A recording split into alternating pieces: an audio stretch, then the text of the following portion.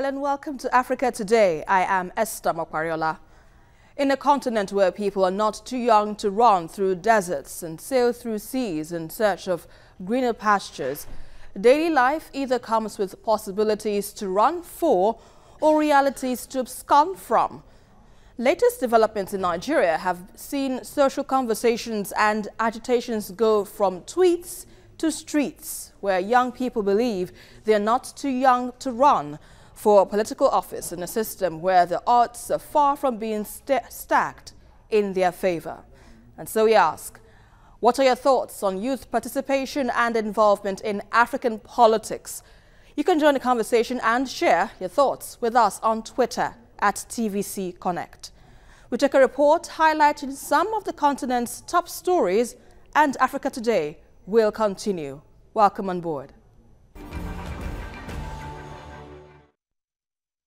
Kenyan opposition leader and presidential candidate Raila Odinga took part in a key television debate alone after President Uhuru Kenyatta failed to turn up. Standing next to an empty podium, Odinga, a serious contender for the presidency, answered questions posed by two moderators and the audience. Among the 6 minor candidates, only 3 appeared for the first round and were not slated to debate with the 2 main candidates. On Sunday, the incumbent president, Kenyatta, held a live question and answer session on his Facebook page and on his Twitter handle, where he engaged Kenyans on various issues they had raised. Libya's Coast Guard, in 2 separate operations, rescued at least 278 migrants as they tried to reach Europe on Monday.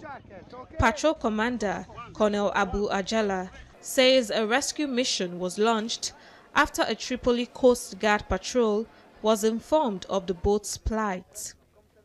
Human traffickers have exploited years of chaos in Libya since the 2011 uprising, as tens of thousands of migrants have resorted to paying smugglers to help them cross the Mediterranean Sea from Libya to what they hope will be a better life in Europe.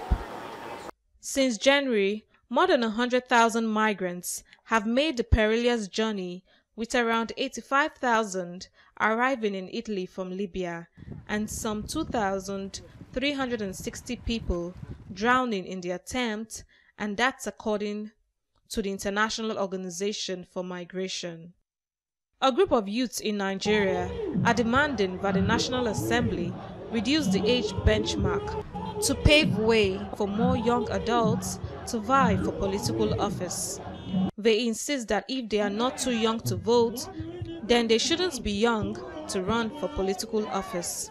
We are here because we want the members of the House of Reps and the senators to vote for our bill, the Not Too Young to Run bill, which lowers the age restriction for running for elective office for Nigerian youth. And we can say that citizens' pressure has made the National Assembly include it in the constitutional amendment. We know authoritatively that initially it was kicked out. So the Constitutional Review Committee should give us an account of what happened to the Not Too Young to Run bill. Initially, their grouse was that the Parliament had thrown out the Not Too Young to Run bill, but the Senate President confirmed that the bill was among the items to be looked at in the Constitution Review. The Nigerian Senate has now passed the Not Too Young to Run bill after 86 senators voted in support, 10 voted against it, and 1 lawmaker abstained. The bill will afford younger Nigerians contest for the office of the president, governor, and other political offices after it has been endorsed by at least 24 state houses of assembly. Joining me in the studio on Africa Today, I have Seyi Martins, lawyer, political analyst, and media consultant. Good to have you here on the program. You're welcome. And also I have on the phone Japheth Omojua, a blogger, public speaker, political analyst, and social media expert. Good to have you as well on the program. Thank you for hosting me. Right, let me begin with you, Seyi Martins. How important is this bill?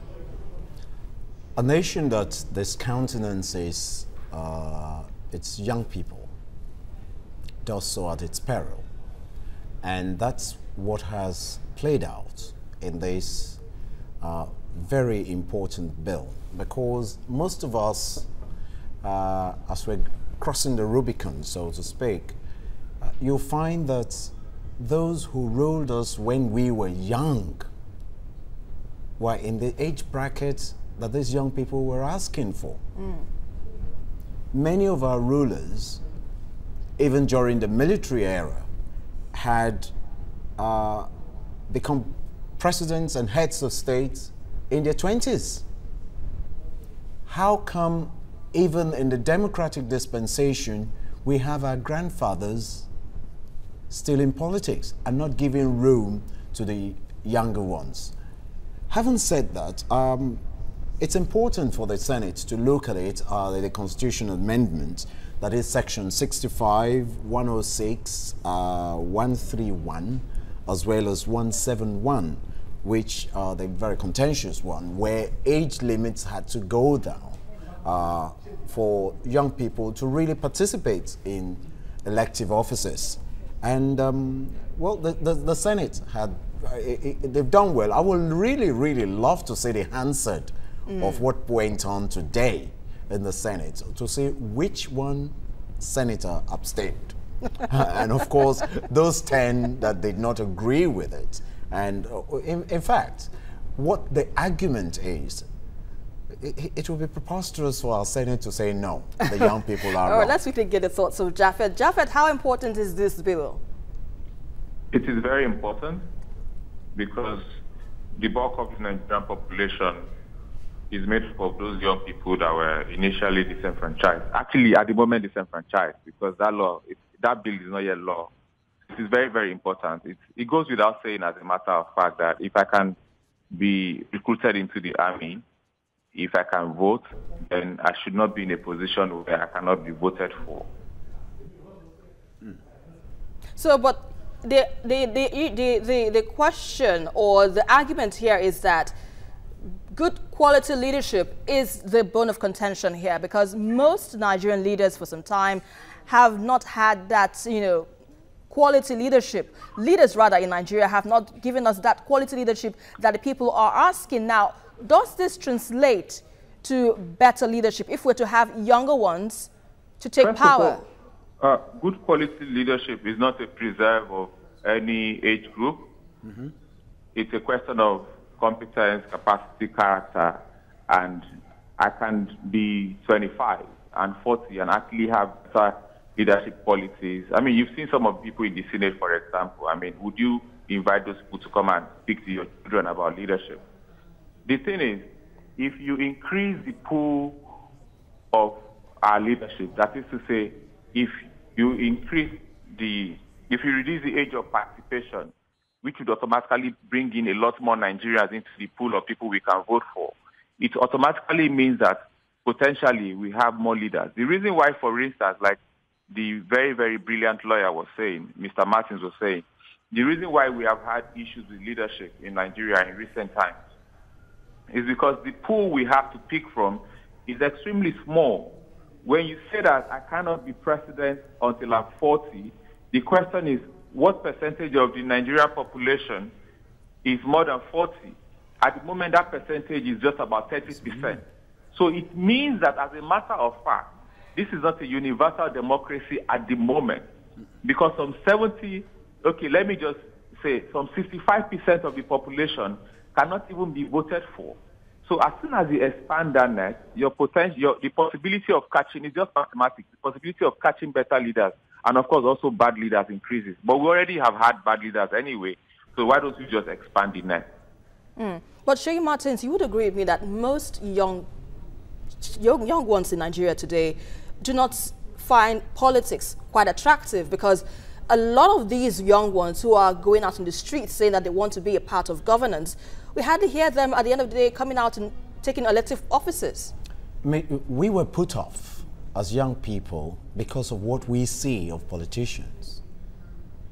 I remember once I wanted to do local government. I was keenly interested in local government because it's, from my neighborhood, I thought, I know what to do. I know how we can make a team to do something here. But it was not attractive because of what we hear in the political realm. Politicians don't make it easy for people to want to come into this because they want to dominate. When young people are allowed to come into it, you will see less of politics and reality of governance and teamwork. These people have been brought up in schools, in community work, in society, in the various spheres of life that they belong to. You've come along a way where you work with teams. What we have now is not teamwork. And you see politicians wanting to dominate. Again, the power of money, that bracket has to be worked out, even if this thing is going to work for us. Because where are these people who have been tested, who will have this position to want to lead, and the interest, where are they going to come from?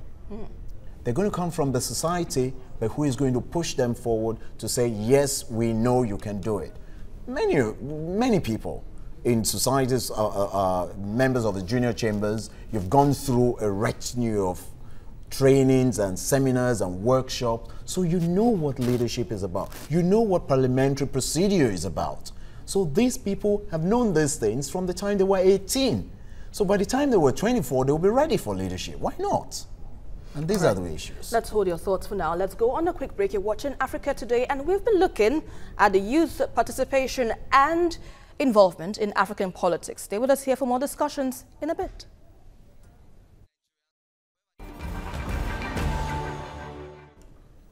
Welcome back. Africa is undoubtedly a continent of the young, with recent statistics showing that out of a population of about 1 billion people, more than 500 million were under the age of 18, with about 450 million people between the ages of 18 and 45. While the numbers are impressive, it amounts to little or nothing, especially in climes where youthful influence and inclusiveness on national politics remains limited. Well, Japheth, I believe you're still with me on this. Now, how would you assess the level of support for the youth in politics among the youth themselves? You see, we are a generation that has been deprived on many fronts. And the things that the young people of previous generations used to take for granted, e.g. good education, they are now things that we have to travel abroad or pay expensively to access in private schools. So ordinarily, young people are not very much into other young people running for office. The reason is because of the same way an older person would not want to vote for a young person. We vote based on popularity, the recognition of the name. We vote based on antecedents. How many young people have had the opportunity to be able to be in different positions to show what they can do? A lot of people talk about Macron. Macron has been through the process. But here in Nigeria, young people have not had that opportunity. So if we just say that young people do not vote other young people, do not support other young people, we would not be looking at the issue the right way we should look at it. The reason is because we are a generation that has been largely deprived. And even though today we have taken a very, very big step forward with the Senate, there's still a lot to be done. The bulk of this generation, these young people, are actually still battling the basic questions of life, feeding. 4 out of 5 of them are unemployed. The bulk of them are homeless. The bulk of them don't know where the next is coming from. So let's not get carried away by the fact that we've just, been able to take that big step forward. The question still remains that the questions at the foot of the ladder of our existence remains very, very much important, and the bulk of them have not been answered. And Jay, I believe you have share the same sentiment with him. Absolutely, absolutely, because where are they going to start from? Most of us who are middle-aged at this time, we're lucky. We had good schools, we had good health care, and people were able to transit. I remember when we used to play in school, we play games of synonyms and antonyms. Students don't even understand what those are these days. The point we're making is so many people have been deprived. They don't even understand. With over 70% of young people of voting age, no politician should take a lighter view of that. But instead, what have they done? It is easier to keep these people suppressed and use them and, you know, make them, offer them baits to come into the political spheres. But indeed, that is not what is needed. The people need to have a solid structure. What everybody is talking about restructuring, this is part of the restructuring that Nigeria needed. Until we get to do this and get all of our infrastructures together again for young people to know. At 18, man, you should be ready. You should be ready for governance by 24. Yes. And if perchance these youths that say they want to be a part of politics, well, they're not being heard, they are not known, like Omojuwa said, pointed out some things that, you know, some people might be looking out for because of your experience whatsoever. How can this perception be changed so that we can say, yeah, hey, I want to go into politics. I am 25. I'm ready to do this. I have my colleagues. I have my fellow youth with me that can support me. How can we have that unifying spirit so that we can all say, yes, we want to lead our country. We want to be the one to be heard and not the usual old crop. That change must start with me, with them, the youth. Because government is not government without you. The young people must take their destinies in their hands. And how do you do this? Start doing things right. There's no other way. There's no shortcut to life. To get it right, we must do things right. So when we start talking to ourselves and laying our own beds right, that is when we start seeing differences. And that is when other people, it will be easier to get support. Because you will find that the trend is going that way, doing things right. And it doesn't mean because the government or people who are there now, our fathers, ourselves, my own generation, are doing something wrong, that is what we should follow. No. We have everything it takes. And there's no magic about it. Doing things right is the only right way to go for them to achieve exactly what they're looking for. The government will do their bit, they'll pass a bill, but it's still going to be difficult. For over 70% of young people in the spheres, majority of them not having work, don't even know where the next meal is going to come from. You want to talk about politics? All they're looking for is money and the next meal. All right, Omojuwa, now, how optimistic are you that this bill will finally get the nod of the president, even though it has been passed by the Senate? At the moment, any politician that goes against this bill will be swimming against the current, because it is quite obvious that this should have been the case since the beginning. And now that we're trying to do the right thing, those politicians that voted no in the Senate today and other politicians that will go against the bill, including the president or the acting president, they will never be remembered for the right thing in the future of Nigeria. The reason is because no matter what happens this year or under this political dispensation, the future of Nigeria is a future where no young person that can vote will be disenfranchised from being voted for. And so when we have that conversation in the future, we'll remember those that didn't let it happen, because this would definitely happen anyway. So those that don't let it happen in time will be remembered for the wrong thing. So I'm very, very optimistic that nobody will be so irrational to step in the way of common sense. And if I could come in here quickly, what should be the focus here? Breeding young Nigerian politicians or breeding quality leaders? Breeding quality politics. That's what is most important. If you can do the right thing as a follower, if you know your responsibilities as a follower, the best followers make the best leaders, because they are able to prepare for tomorrow before tomorrow comes. For instance, we have been said to have 50% of the world's population of out-of-school children.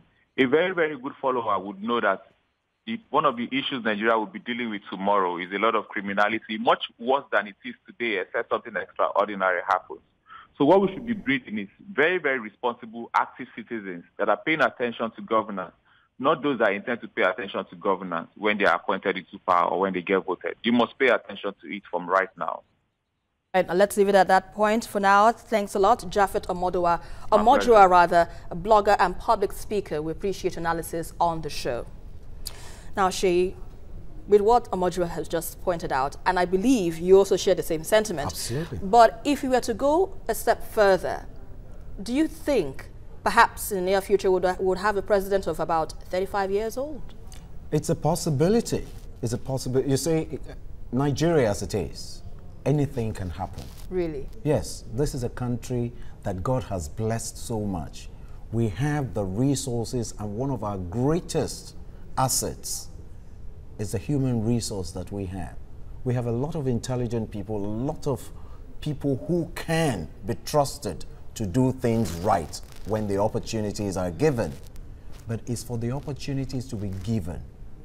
And sometimes they say it doesn't come easy. It's not going to be given to you, so you better grab it. That's the penchant we were used to. But the reality is, the hope is good. And we will live by hope. I believe in hope, and Nigerians, it's just unfortunate that this is one of the things INEC should be doing. Political education is just not one of those areas that has been very strong on the part of INEC. But our young people need to know that there are processes in doing things right. And the moment they start doing that, and we imbibing those culture and knowing that, well, these people aren't doing it right. Just like my brother said, that a good follower will make a good leader. We know what we've been saying, and we want to do something different from it. So for us to get it right, it is part of the work of government, organizations like INEC, to express and show leadership as to how things are expected to be done when it comes to electioneering and your civic duties. With this, everybody should be ready. And on the part of the youth, what are the processes to doing things right? On the part of the young ones? Just do what is right. Just don't follow the trend of it's been done before. This is what was done before, and you can beat it. There's no shortcut to success. Let's just do it right, and we can get it right. And we can get it right indeed, because we need to take our country forward, and not allow those who with sinister motive bring us down. But in a nutshell, to cap it all up, what would you have to say to those out there, the young ones? Well, we've had a lot of problems, and no doubt about it, it should be a learning curve. But let's face it, we must never wait for government to do things for us. Let's start doing things by ourselves. If we want to get this position, this proposition to be as effective and something that we will all work with in a very short time, let's start today doing things right. Don't wait for government. They're not going to make your bed for you. They won't clean your gutters for you. Let's show leadership and tenacity in getting things right, and we will get there. And on that positive note, I'd like to thank you very much, Seyi Martins. It's a pleasure to have you analysis on the show. Indeed. Thank you. Well, hope and aspirations continue to find their place in trash cans of shattered dreams, no thanks to failing systems, failing standards, and failing opportunities for the younger generation on the continent. Well, there is no better time than now for youths to take their place in national leadership, because the future started yesterday, but Africa is running late. Well, that is our package for today. But don't forget to join the conversation as usual on Twitter at TVC Connect. And also follow me for updates around Africa at Esther TVC News. And to the next one, I am Esther Omokwariola. Bye for now.